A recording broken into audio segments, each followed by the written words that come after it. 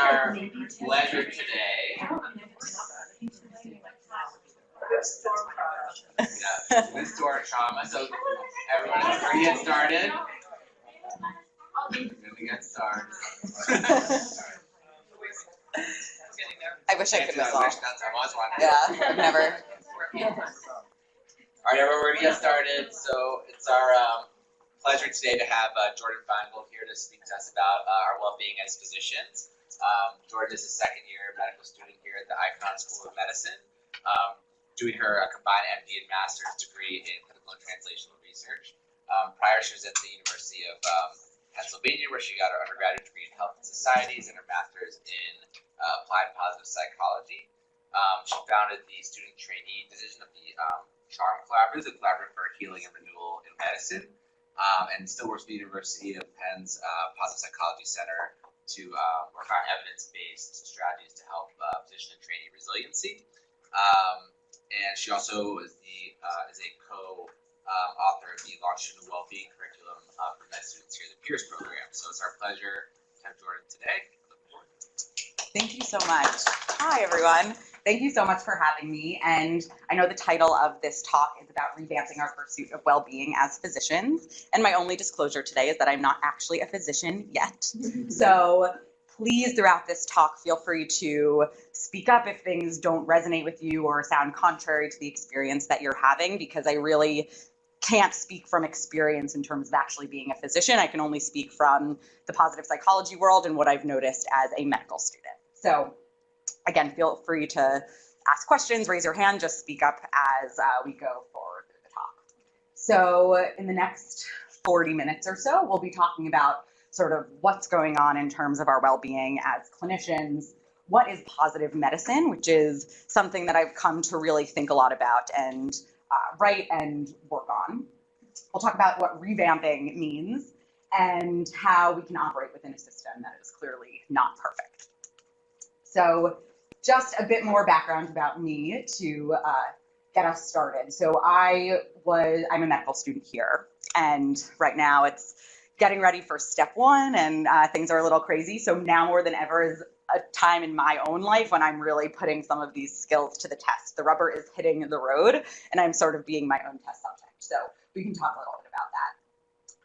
So I was in the Master's of Applied Positive Psychology program at Penn, which is a one-year master's program for professionals. It's not just for physicians. I was one of 40 students. I was the youngest in my cohort. My oldest classmate was 73 years old. So it's a program you could do at any time throughout your life. Go to Philly one weekend a month for 3 days and get immersed in positive psychology, which if you have, actually just a show of hands, how many of you have heard of positive psychology or have done some experience with positive psychology? Okay, great. So that was a very transformative experience that really shaped the way I hope to practice medicine. And we'll talk more about that. And I have the National Academy of Medicine logo up here. And so with John and people around the country, we're now working on physician well-being or clinician well-being more broadly as a national priority. So we're working with CMS and really at all levels to really put this on the agenda of an issue that is really, really top of mind and really urgent for all clinicians, physicians, nurses, dentists, therapists, really the whole gamut of clinicians, and cool things are happening in that space. So today we'll be focusing most on the individual and things that we can do as individuals, but we don't by any means want to say that we're absolving the sort of the national level or our systems from taking this on as a problem. And I love music, and we'll talk a little bit about signature strengths as well. Okay, so I wanted to set the stage with two quotes, and I'm sure this first one is quite familiar to many of you, but health is a state of complete positive physical, mental, and social well-being, and not merely the absence of disease or infirmity. So I came across this quote when I was in college and I was studying health and societies, and this is what I thought medicine was going to be. I really thought medicine was going to be about helping people be really healthy and robust and living their best lives. And as I've been moving through this process and really started studying what positive psychology was, I realized the medical model isn't absolutely concerned with health in and of itself. It really is concerned about getting rid of disease and illness and treating what's wrong with people. And sometimes that comes before helping improve what's right with them. So that sort of frames this discussion a little bit. And then a Galen quote, so that physician will hardly be though very careful of the health of his or her patients if they neglect their own. So that is to say that self-care and taking care of ourselves is really a prerequisite to giving high quality care to patients. And that is clearly ancient wisdom and is something that's very intuitive, but I think our well-being, when things get crazy, it's absolutely the first thing to get lost and to go and fall by the wayside. So the medical model. So this is somewhere where please feel free to push back if there are things you disagree with, nod if you agree, speak up. So the medical model, from where I'm standing, the medical model has really an explicit emphasis on treating disease, sometimes rather than promoting health. And that really should be an and or. It's not always, they're not always mutually exclusive, but really it's about getting that patient, fixing what's really wrong with them, getting them from -10 to 0. And what I'm talking about is now moving them from 0 to +10. So the medical model is really about getting them to baseline.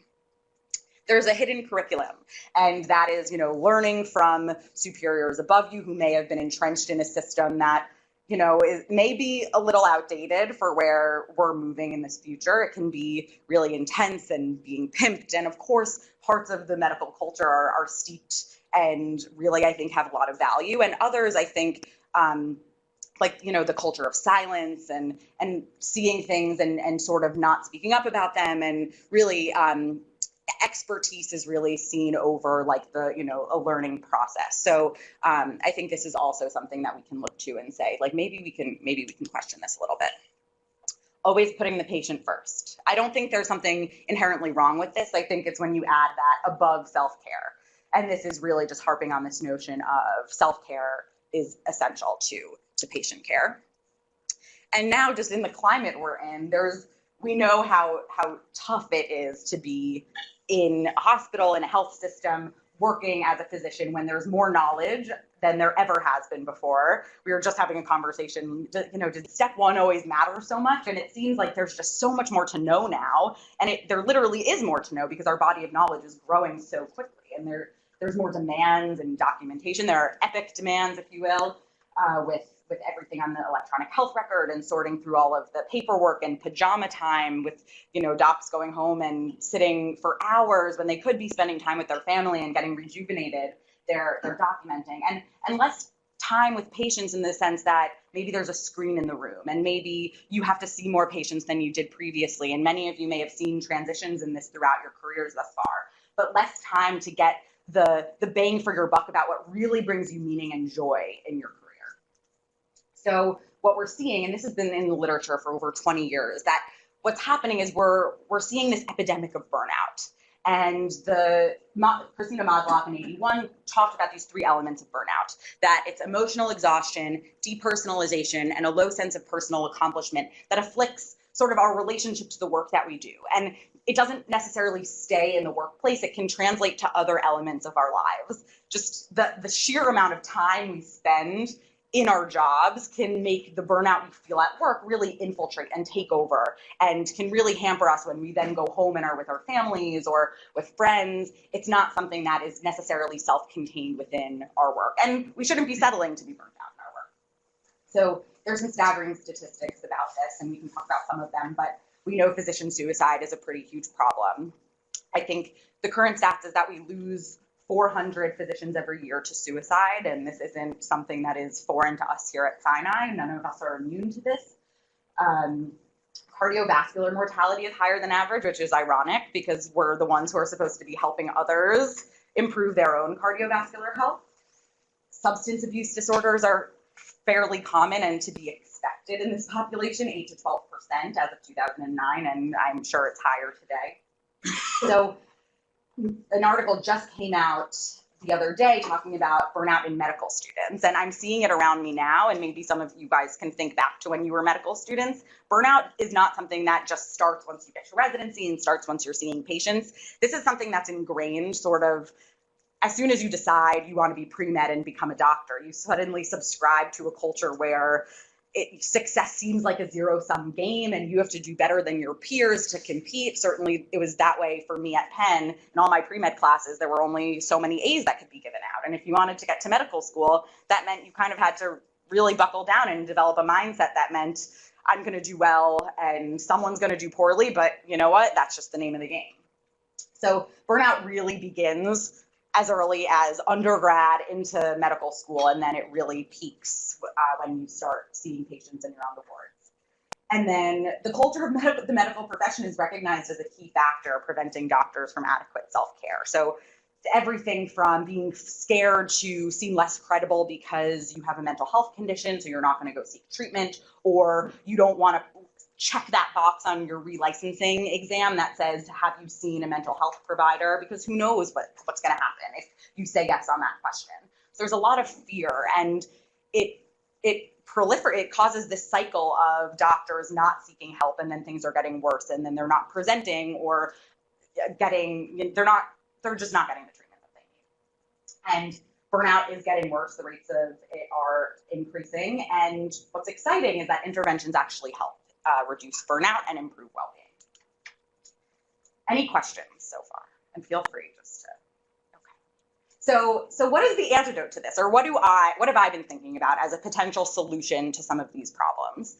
And akin to positive psychology, which was founded in 1998 when Martin Seligman at the University of Pennsylvania, he was president of the American Psychological Association at the time, and he said, we are spending way too much time, resources, focusing on what's wrong with people. We really need to be a little bit more even-handed and focus on what's right with them. And I think that we need to do the same thing in medicine.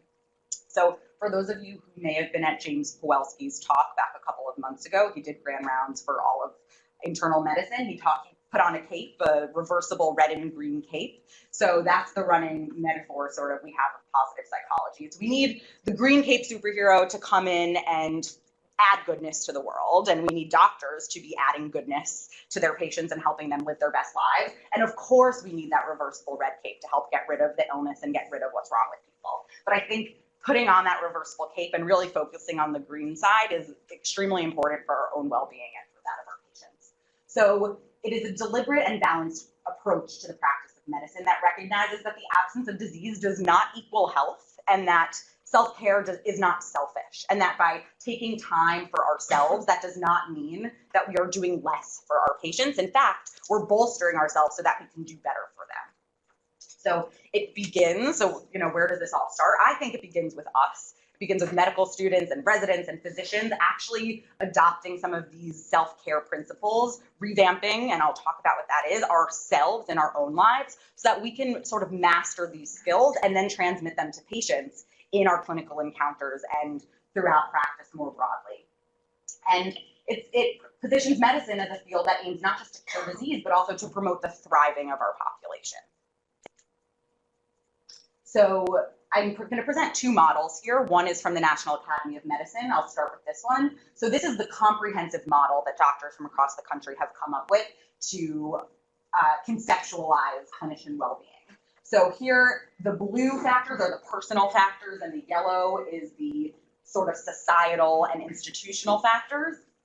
The center of it is clinician well-being on the outside, and then the clinician-patient relationship and patient well-being at the center. And I love this model because it's not physicians at the center, it's patients at the very core. But that really means that we need to, the physician-patient relationship is like just outside of that, and our own clinician well-being really captures that whole notion of patient well-being. Another model, this one is a little simpler. I call it the peace sign, and it has personal resilience, which is really what we're going to be talking about today, but it doesn't ignore the importance for efficiency of practice and a culture of wellness. So now we're in an institution. John is now our chief wellness officer.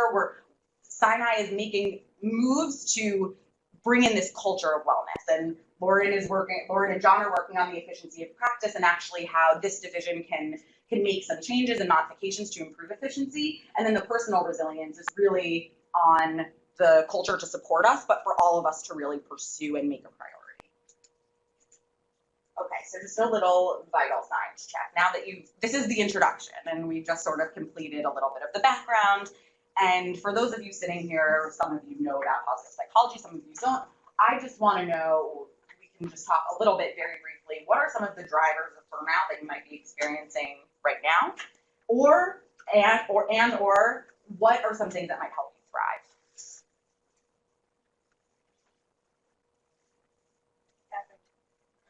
I'm sorry? So like, yeah, like it's very frustrating, you know, all the time that we spend like, you know, doing the documentation and things like that. So it really does feel like you have less time with your patients.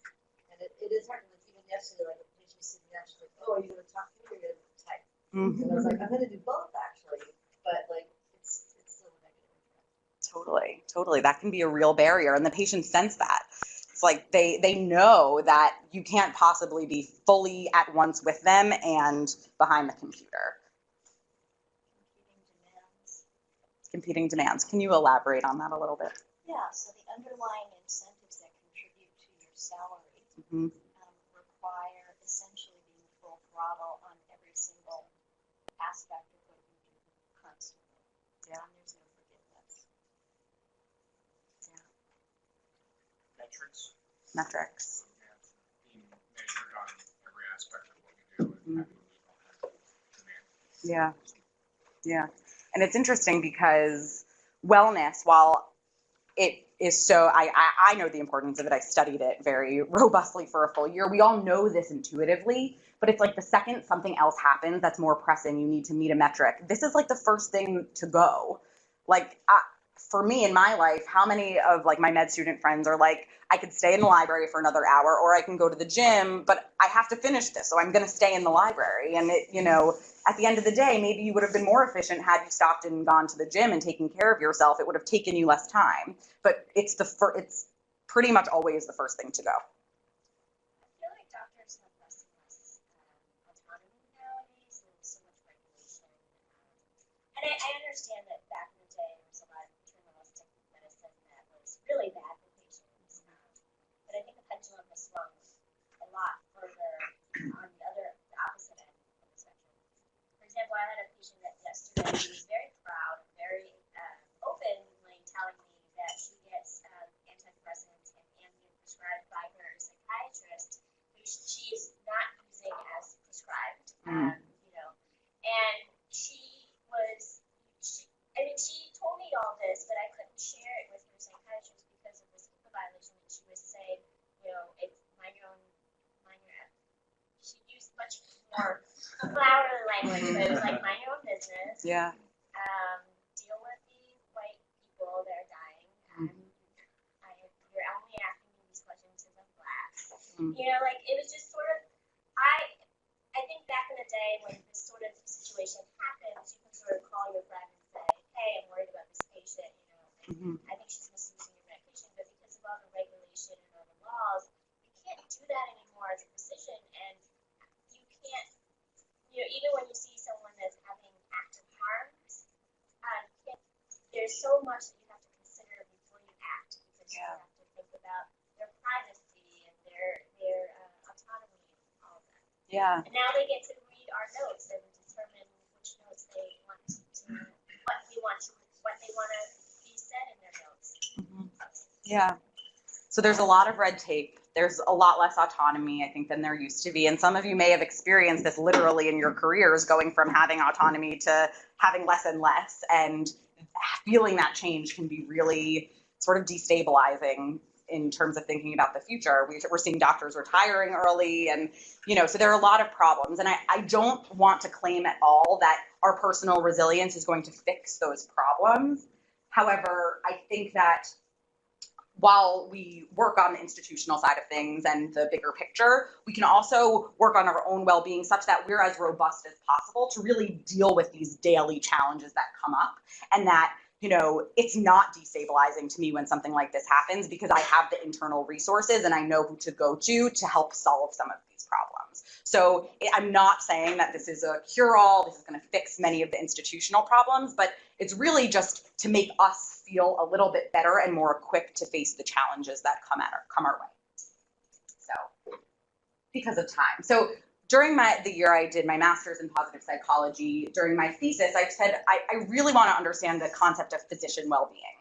and what does it mean to be a well physician? So what I did was I went into the literature of all of these different doctors, Eastern, Western thinkers, and psychologists, sociologists, to say what are the components of well-being that they believe contribute to our psychological and physical, all of our health. So without going into too much detail, I did an analysis of these concepts, and I developed REVAMP, which is my sort of definition of physician well-being. It's both an acronym, because I love acronyms, and a call to action that we really need to revamp the way we are thinking about our own well-being. So throughout the rest of the talk, what I have planned, and if that sounds cool to you, we'll briefly go through what each of these elements entail. And just to read them off, it's relationships, engagement, vitality, accomplishment, meaning, and positive emotions. And most proximally, the construct that this comes from is Marty Seligman's PERMA model. Maybe you may have heard of this, but it has all of those elements essentially, except for the vitality, which I think really is our physical health, sleep, energy, all of the things that are so important in medicine. So that's where REVAMP comes from. And I subcategorize some of these things. Here's a chart. If we don't get to through everything, you'll have these slides and you'll get to read it, but we're going to go through a little bit more granularly. And again, feel free to interrupt, ask questions. So the first element, which I actually think is by far the most important one of all of these for me personally, is relationships. And by that I mean close interpersonal relationships with other people in our lives, so our family members, our friends, the people who give us life, with pets, and then workplace relationships, so the relationships with the people in this room, with your colleagues, with mentors, mentees, with patients, really importantly, and then the relationship that we have with ourself, which often is not included in other constructs of well-being when we talk about relationships, but I think the notion of self-compassion and having a positive internal dialogue is extremely important. So just to briefly touch on some of these things, we know there are immense health benefits to positive relationships. The next slide is a meta-analysis looking at the level of social integration of patients and their mortality rate. So as you can see, pretty much across the board, level of social integration is highly correlated with reduced mortality, or vice versa. Low social integration is correlated with higher mortality of all-cause mortality. So relationships, we know this is not only important for ourselves, but really important for our patients. And the thinking here is that these are things we need to first embody for ourselves and practice what we're preaching, and then preach these things to our patients, because this is so important. I'm sure many of you deal with patients who are very socially isolated, and that really affects their health.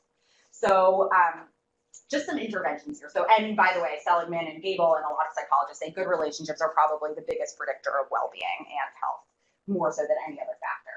So, and we know that conflict-laden, this isn't just any sort of relationship, it's positive relationships. So conflict-laden relationships don't show the health benefits that other positive relationships do. So there's a literature in the business world, and I think something that we don't do very well as doctors is look to other industries and bodies of literature to sort of integrate and improve our own systems. But there's a positive organizational scholarship literature that talks about high-quality connections.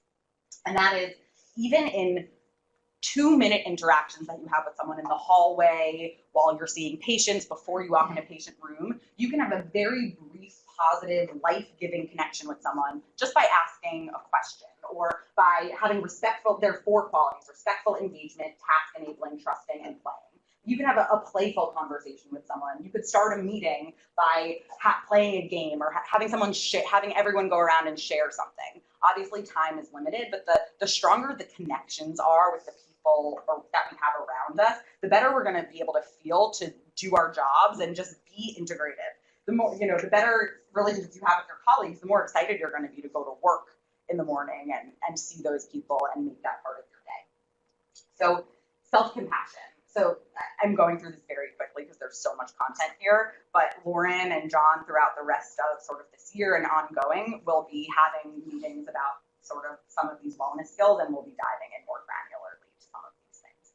So self-compassion is this notion that we all can be our own biggest critics and worst enemies. The dialogue we have in our head can be like some of the rudest dialogue we've ever had. And we can all fall subject to this. We are very negative negatively biased, and we notice when we are not performing at our highest, and we, can be down on ourselves because of that. So my one rule of self-compassion is when you're going through something, imagine that you're counseling your best friend on it, because we would never talk to our best friends sometimes the way that we talk to ourselves. So I say, take a step back and imagine if you were giving this advice to your best friend, what would the tone of your voice be and how would it change? So that's my one little pearl about self-compassion, and there's a whole literature on this. And then the Michelangelo phenomenon, I love talking about this. It's when, with a close personal other, so a partner, a family member, this is named for Michelangelo, the statue of David. He carved the ideal form out of a block of stone. So this notion is that when you treat your partner or you treat your child like they are their best self, they actually grow towards becoming their best self, and vice versa. It works both ways. So in a dyadic relationship, when you treat each other like your ideal vision of that person, your partner starts growing and becoming that best version of themselves. And there's a literature on this, and it's just fascinating. So in terms of the relationships we have with people outside of medicine and in our own lives, the more we are treated like our best and the more we can treat others like our best, the more we can grow in that direction. And there are lots of different exercises we can do. I'm not going to get into this right now because there's just not enough time, but the way we share good news with people and subsequently the way they respond to us is much more predictive of relationship quality than the way we help others through bad news. So this is a model called active constructive responding, and here in the green is like the ideal way of responding to someone who has had good news. And I think we're really good at being there with people when things are bad. What we're not good at is being there when things are good. And, because it's good. It's like, okay, great. I'm so happy for you. I'm continue typing my medical note. But actually, relationship quality is better predicted by this than when we help someone through badness. So it's an exercise for another time, but something we can actually very concretely improve on. Okay, so engagement. Any questions about relationships? This is a whirlwind tour, but hopefully not the last time we're doing this. Okay, so engagement, the next revamp element. So in engagement, I include 3 primary elements. So the first one is mindfulness, which I'm sure you've all heard of and practiced in some capacity, whether it was forced or not. Flow, which is the ability to get lost in what you're doing and be immersed with what the action is. So whether it's seeing patients or doing a hobby or whatever it may be. And then using your character strength. So using the best parts of yourself in what you do every day. So I'll just sort of read down the line. So flow is a state of the psychological state of complete ordered psychic energy. So what that means is it's when you're at one with the task at hand. It's when you're getting immediate feedback. You're getting cues from your environment that say, okay, yes, keep going. It's when time moves in unordinary ways and you finish what you're doing and you're like, wow, 3 hours went by, I haven't eaten, and this felt so like this. I feel so energized. And it doesn't always feel pleasant when you're in the moment of a flow experience, but it's after the flow experience that you get the benefits. So have any of you guys, does hearing this sound like, yeah, I get in flow? So I see some nodding heads. Do the flow experiences happen more with patients and work or in outside life things? You two are both nodding your head, and I want to know what you're both thinking. So clearly it happens in both. Patients for sure.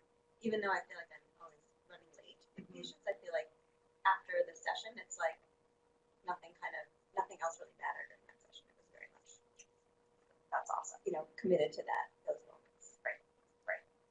Yeah, I think finding flow in our work is what we all should be aiming for. That is a great goal to have, to be at one and questioning when I'm not having flow, what are the barriers to flow? Why aren't I in this moment fully? What outside is infiltrating my mind and preventing me from being here with this patient? So something to think about. And it's when I love this quote. My SAT tutor is the one who brought this to my life when I was studying for the SATs. He was just like, stop thinking about how you're doing and just focus on what you're doing.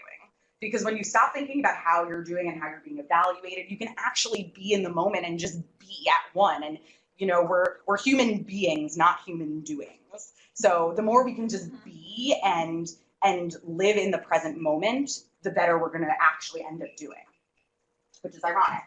And so mindfulness, it really piggybacks on that. It's being in the moment letting your mind sort of understand what thoughts are coming your way without judging them and being present here.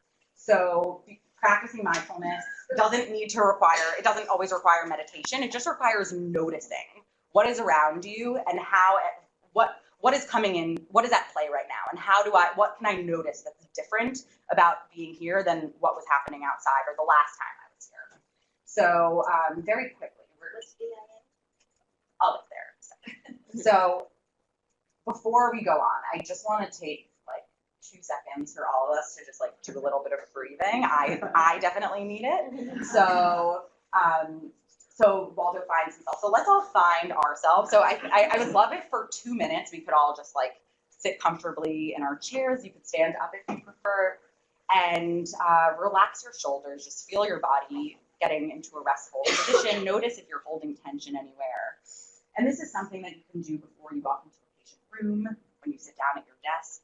So frequently do we just keep going on in our days and we don't ever pause and just like reflect and take a breath. And all it takes is 2 minutes or 10 seconds even. So you can close your eyes and just feel your feet on the floor and just take some nice deep breaths. Inhale, hold it for 5 seconds. And exhale. And inhale, taking a deep diaphragmatic breath. And you can exhale. And on the exhale, every time you exhale, you can think about what you want to breathe out of your system. What are you holding on to that you don't want to be holding on to? And how can you let that just release? And you'll notice just doing this for 30 seconds or 2 minutes or 3 minutes, whatever time you can spare in a day, really activates the parasympathetic nervous system. You can feel more relaxed. You can feel more able to face the challenges that's ahead of you. And it's so easy to just stop and take a couple of breaths. So I think that was even shorter than 2 minutes. You can open your eyes. I feel calmer just by doing that. So engagement, it's really about like being there in the present moment, taking a couple breaths so that you can be more present in the moment when you're feeling a little disconnected. And then finally, character strengths and VIA. So VIA is a physical institute in Cincinnati, Ohio, and it's a large manual that is, I call it the anti-DSM. And it is about all of our character strengths. So I've shown some of them here. So here are all the strengths. There are 24 character strengths. And this list was developed from psychologists all over the world, going into the most remote places in the world to the places like New York City, reading children's books. And like the methods they used were wild, and you can read all about it. But to come up with universal character strengths that are seen in every culture in the world.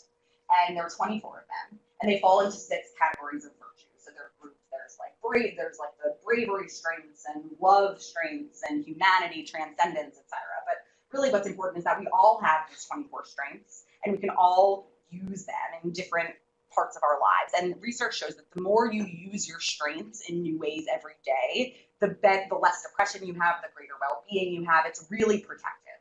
So I'm like totally running out of time, but at some point we can send you instructions on how to take the VIA inventory. It's a 200 item questionnaire where you answer all of these questions, and then it gives you a rank ordered list of your 24 signature strengths and ways to use them, and I have different ideas for how to use them with patients in your job. And obviously you can use them in excess, and we want to be aware of that. So it really takes, a lot of sort of acumen using our strengths. But the more we do, the happier and the more well-being we'll have. Okay, so that's enough time on engagement. So vitality. This is Hippocrates. If you're in a bad mood, go for a walk. If you're still in a bad mood, go for another walk. So this is the importance of physical vitality for our energy, getting sleep, nutrition. I'm not going to go into this other than brain-derived neurotrophic factor. It's like miracle grow for your brain, BDNFs. We think that BDNFs are really the hypothesis of depression, and that it's not really the neurotransmitter hypothesis, but it's more about the connections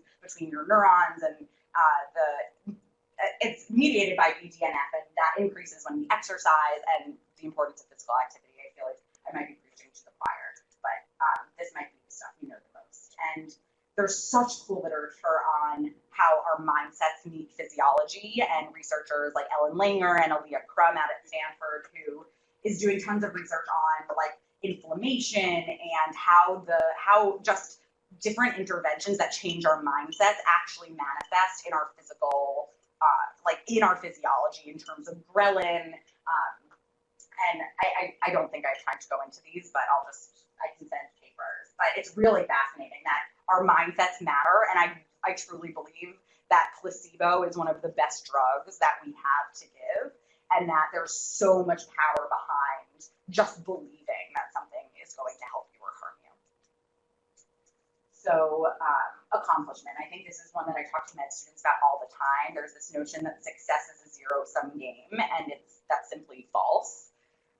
While yes, there are a certain number of residency slots that there exist, and a certain number of fellowship spots, and you're technically always competing, there's so much magic in collaboration and in working with peers and in helping each other. And being otherish is this notion. Adam Grant writes about this. He's an amazing psychologist at Penn who talks about being otherish means being willing to give more than you receive, but still keeping your own interests in sight and choosing very wisely where you give of yourself and in ways that are energizing to you. So it is so important for us to give to others. We wouldn't be in this room as physicians if we didn't fully believe that we could get amazing psychological benefits from helping others. But what's really dangerous is that when we give too much of ourselves, we lose ourselves. And it's like this whole basis of like self-care. So we have to be really careful about strategies to be otherish. So these are just different strategies to give of yourself in ways that are sustaining to you. So obviously, prioritize your own needs and goals. Put the oxygen mask on yourself before putting it on the person next to you. There's a lot of truth and wisdom in that.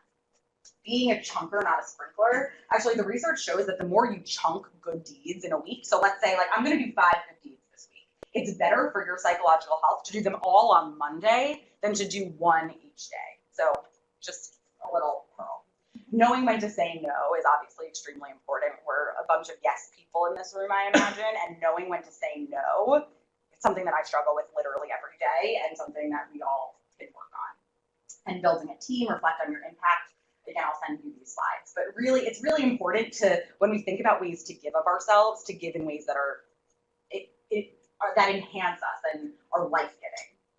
So, and then there's grit, which is the combination of passion and perseverance, and we know we can teach grit, which is really exciting. And all of these concepts are things that are hopefully being imbued, and I'm working on imbuing into our medical education curriculum and would be part of what it means to learn how to be a doctor. So that's all we have time for at this moment. And then, okay, so we're getting down to our last 2 elements, which are meaning and positive emotions. So meaning. This is being part of something larger than the self, feeling boundlessness and interconnectedness with people and the universe. So the more meaning we have, the more we can say that my job is a calling rather than just something I do, even more so than a career or just a place I go, the more gratifying it is to actually get up and go to work every day and know that your mission in life is aligned with what you actually get paid to do. And at this point in my life, a lot of my friends are now in like their 3rd year post-college in their jobs, and they have like no meaning in what they do. And I always say to them, but you can find meaning in other things. It doesn't have to be your work. You can be you can volunteer, you can spend time on the weekends tutoring kids. Like there's so many ways you can find meaning other than your job. And then inside I feel like, well, I get to have meaning in my job, and that's really exciting. So when I talk to physicians, like we have meaning, it's inherent in the work that we do. It's not about getting it, it's about remembering to notice it and remembering to make those connections. So medicine really is a sacred vocation, and there's a program that was started in Texas, in the University of Texas system, that literally taught all hospital workers, so everyone from cafeteria workers to people moving beds to the physicians and nurses, to connect with medicine as their sacred vocation. And it's a program, and it's formal, but it actually like really improved levels of work satisfaction and meaning and well-being, and it decreased depression. So like it's a model that's been proven. We just have to connect with that sense of meaning. And then the humanities are another really great way to connect with that. The National Academy of Medicine, through this clinician well-being initiative, is having an art show in May, and I've been one of the judges of the pieces, and just looking at these submissions, I've gone through like 70 submissions or so of physicians and clinicians who have produced art to reflect this notion of clinician well-being. It is like the most powerful manifestation of what physicians go through, and that will be made public for all of you and for everyone online. But it's incredible to see work, poems, and paintings and sculptures that doctors make out of their own experiences, pain and the like, and just this notion of empathy versus compassion. They're two, we don't have enough time to do it. But finally, positive emotions, perhaps the most like basic core of all of this is the daily lived experience of positivity. So not letting precious moments pass you by when they do happen, and knowing that negative emotions can also enhance positive emotions. Let me ask you, if I could give you all a pill that meant that you would not experience negative emotions at all for the next month, how many of you would take that pill? No negative emotions, only positive emotions. Okay, so 3 of you. And why would you take that pill? I'd rather feel positive than negative in any given moment. Yeah, that's true. I would rather feel positive than negative in most moments as well. However, it would be, yeah, I should have said like a year. A month, I'd probably take the pill too. A year. But, you know, so much of positivity is holding the positive with the negative. And I think the best definition of resilience that I've ever heard, and the one that I've most strongly connected to, is the ability to be in something really shitty and still see the positive parts of it, and be able to know that, you know, in all of this pain, I can also have gratitude and awe and hope and optimism for a future. And that's really what resilience is. It's this ability to simultaneously feel positive and negative at once, and not let the negative just completely overpower the positive. So we know optimism is extremely correlated with physical health outcomes, survival after myocardial infarction, really cool studies about this. But I think the model here, and this came out really blurry, but it's positive emotions broaden and build, whereas negative emotions focus our attention in. We don't want to miss this diagnosis. We have to focus really hard. You see the tiger, you run. There's like an action tendency. With positive emotions, there's no like action. It's not like, oh, I'm so grateful, like let me go run, or like let me go flee. It's, wow, the world is so expansive around me. Let me see all of these possibilities. So the more positively activated we are, the more possibilities we see. And the more resources we can accrue, the more relationships, and it's a cycle. It's like this positive cycle of the more positive leads to more positive. Positive gets positive. Resiliency be taught? Yes. So what's cool, and I mean, we're at Mount Sinai where Dean Charney is a world-renowned resilience expert. I sat down with him the other day to talk about resilience, and I said, what do you think needs to happen in medical education? Like, how do you teach this? And his answer was a definitive yes. So now it's about getting that into dollars to put, teach this stuff and get it to be a real priority. But these skills can absolutely be taught. For example, there are 10, Charney's work finds that there are 10 core resilience competencies. So one of them is like mentorship and relationships connection, optimism, spirituality.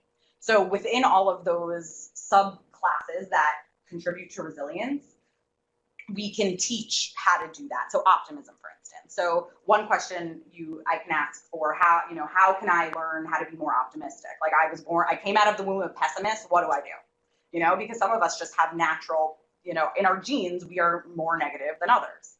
So one question I ask is, when something is challenging, do you see it as a threat or an opportunity?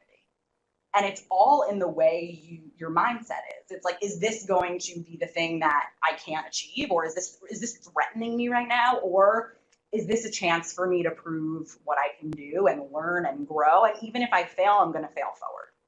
So while like resilience is like this big topic, like, whoa, how do I learn how to be more resilient? It's about understanding what goes into resilience and teaching those little skills. And absolutely, it can be taught. So that was revamped. So just to summarize, we talked about relationships. This was really a quick tour into revamp, but we talked about relationships with all different sorts of people, including ourselves. We talked about engagement, how to be in the present moment and practice mindfulness and use our character strengths. Vitality, we sort of skipped over because you're all physicians. Accomplishment, so seeing success as a non-zero sum game and giving in ways that are really exciting and don't deplete us. Meaning, being part of something larger than the self. And positive emotions, living positively, noticing the positive. And I didn't talk about savoring, but the first intervention I always do for positive emotions is like have everyone like eat a piece of chocolate and really slowly eat it, unwrap it really, carefully and smell it and put it in your mouth and feel all the sensations. And really just when you slow down and savor something and notice the positivity that most often we just pass by, it can transform your experience of eating or whatever it is that you're doing, taking a bath, whatever. So where does positive medicine begin? Day one of medical training. This should be in our curriculum. Every medical student, in my opinion, should learn this, and that we need to be teaching this to everyone. I'm so glad I'm here to this audience because soon on the wards, my classmates are going to be joining you and they'll have learned this. So to create a concordance between what the attendings know and what the residents know and what the students know really is going to make all of these principles fluid and hopefully embedded into sort of the culture of medicine. And the dual mission is to reduce burnout of physicians and promote flourishing and also improve patient care and compassionate care for patients. So that's revamp. And then the last thing, I don't think we have time to do it, but all of you should have a worksheet in front of you. And this exercise is called The History of Present Wellness. And this was inspired by, obviously, the HBI. When you are writing your medical note, you are really focusing, anytime you take a patient in, you are focusing on exactly what's wrong with them, when their illness started, what's happening. You dissect illness like crazy, and we are so good at that. What we're not so good at doing is really thinking the same way about the positive things that go on in our lives. So I created this exercise to be done. You could do it on your own or in pairs with someone, and you could actually do it in an interview format. But I want to know, what's going well with you, and how do we really dissect that? So I took all of the questions we learn in our art and science and medicine curriculum and say, what is going well right now? What marks the beginning of this particular wellness period, whether it's an event that happened or just generally what's been going well, and really dissecting this. Our review of systems is revamp. So you can go through, take an inventory of how have my relationships been, how has my level of meaning been, etc. And then it ends with our assessment and plan, which is a SMART goal. And I'm sure many of you have heard of SMART goals, but it's really taking something that you want to change and breaking it down into a way you can actually achieve it. So I give this to all of you to work on. You can do it yourselves. You can do this with a patient. I know there's a psychiatrist at NYU who's like formalizing a process very similar to this with his patients, and this is how he does it every medical interaction with he's a child psychiatrist, and this is what he does. So this is something you can have for you, for your patients. I can send you an online copy if you think it would be helpful. And it's really just for all of us to really think about our own wellness and realize things that may be going well that we may be just brushing off, and how we need to be a little bit more even-handed with the positive and the negative. So that is all. That's the exercise. And so much gratitude for so many people. So thank you, John and Lauren and Gabby, for making this happen. And that's it. And I will take any questions.